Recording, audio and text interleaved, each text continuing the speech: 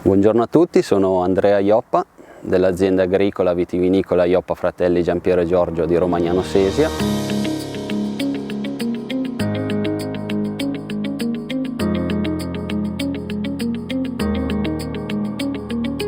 Un'azienda storica per il territorio, nata nel 1852 e arrivata oggi ad essere la 7ª generazione. Un'azienda che ha sempre vissuto sull'agricoltura, mentre oggi dagli anni 2000 è solo interamente dedicata alla vigna e al vino. Siamo oggi arrivati a 30 ettari di vigneto, una produzione annua di circa 350.000 bottiglie e questi numeri ci portano ad essere una delle aziende più grandi del territorio. È un'azienda con tante realtà piccoline, ma la cosa bella della nostra azienda è che è interamente gestita a livello familiare. C'è il papà Giorgio, mio cugino Marco, mio fratello Luca ed io, e un piccolo aiuto negli uffici di mia cugina Valeria. Tutto in famiglia gestiamo le vigne, la cantina e anche le vendite. C'è tanto lavoro, un duro lavoro, però la passione che ci porta per questo lavoro e per il nostro territorio ci dà la forza di andare avanti.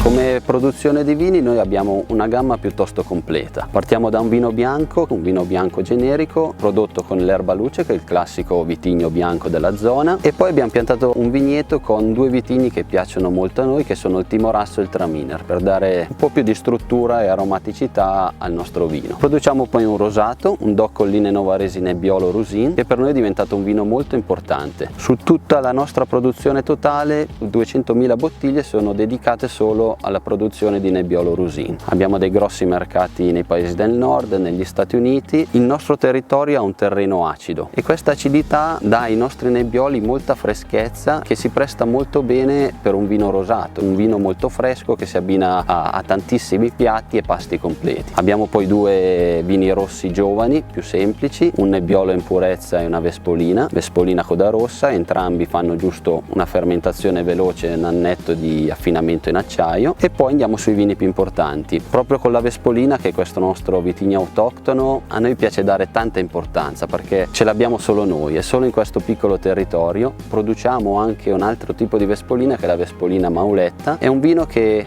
è trattato e coccolato come se fosse un ghemme, quindi viene prodotta con le uve migliori del territorio nel comune di Romagnano, vengono raccolte ad ottobre insieme al Nebbiolo, quindi vengono proprio raccolte a completa maturazione, e poi viene fatto, oltre a una lunga macerazione e fermentazione, anche un lungo invecchiamento in legno in botti grandi di rovere per 4 anni, quindi viene proprio reso un vino più importante, più strutturato. E concludiamo la nostra gamma con i vini top della zona, i DOCG Ghemme. Noi ne produciamo 3 tipi, un Ghemme classico e i 2 cru. Sono tutti e 3 85% Nebbiolo e 15% Vespolina. In cantina fanno tutte le stesse lavorazioni, stesse fermentazioni, stessi invecchiamenti. Quello che cambia è proprio solo il vigneto. Il Ghemme è quello un po' più rappresentativo del territorio perché è un assemblaggio di 4 vigneti di diverse zone messe insieme. Quindi c'è il vigneto giovane, c'è il vigneto più vecchio, c'è il vigneto sulla sabbia, il vigneto sull'argilla, è proprio un assemblaggio di tutto il territorio. Poi abbiamo i 2 cru. Il Ghemme Santa Fe, che è un vigneto vecchio, un vigneto singolo vecchio di più di 50 anni, però che si trova sull'altopiano della nostra collina, e l'altopiano della nostra collina ha un terreno completamente argilloso, quindi un vino più duro, più strutturato, più austero. Mentre l'altro cru che produciamo, che è il vino che presentiamo per il nostro taste quest'anno, è il Ghemme Balsina. Questo qui è un Ghemme Balsina 2015. Il Balsina, al contrario del Santa Fe, è un vigneto giovane, molto giovane, in collina, e la caratteristica della nostra collina